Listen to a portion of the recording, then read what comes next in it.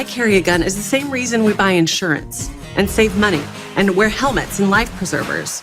We do all of these things to be prepared. And concealed carry permit holders, by the way, are statistically the safest and most well-informed gun owners.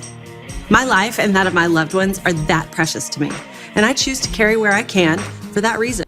All right, ladies and gentlemen, and joining us now to talk about all of this and so much more, Dr. John Lott, Jr., founder and president of the Crime Prevention Research Center and author of More Guns, Less Crime. John, great to talk to you.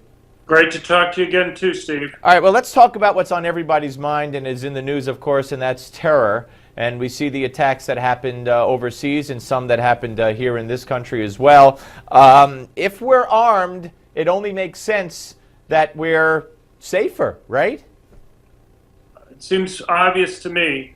Look, police and military are extremely important. There's no doubt about that. But other countries have learned the limits of this. So, for example, terrorists have huge strategic advantages. They determine the time and the place where to do the attack.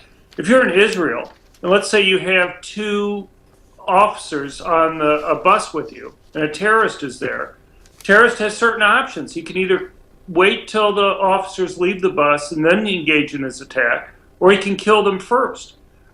Israel tried for decades to try to put more police, more military on the street, but they realized that no matter how much money they spent, if the terrorists were simply willing to be patient long enough, there'd be some opening for them to go and engage in the attack.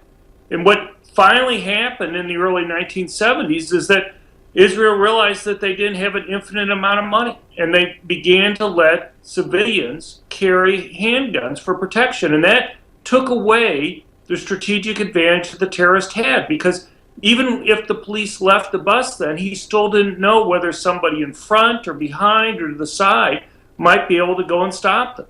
And unfortunately, look at Europe right now, they still haven't learned this lesson. They won't let Jewish citizens carry guns for protection. They try putting soldiers in front of Jewish facilities, but the problem is that, first of all, guards or soldiers can't be on their toes every single minute, day after day, week after week, month after month. And they're sitting ducks there. They're out in front of the buildings in uniform. The terrorists know that they're there, and you face the same limits that Israel faced. Yeah, absolutely. I want to get to two other issues, John. And one is you wrote a piece that was published at foxnews.com about not being so quick to believe the anti-gun rhetoric, and specifically you're talking about the New York Times. Yeah, it's really sad to see what they did with the story last week. They had an article claiming that there were 722 people who had died from concealed carry permit holders over the last 8 years. And 38% of those supposed deaths were from one state, Michigan. Almost all of those were supposedly suicides.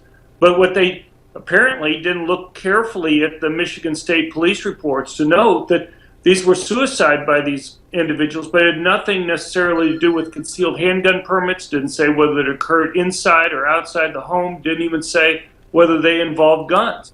But in fact, if they had looked more closely, they would have seen that the rate of suicide for concealed carry permit holders was about 1/3 the rate of other adults in Michigan.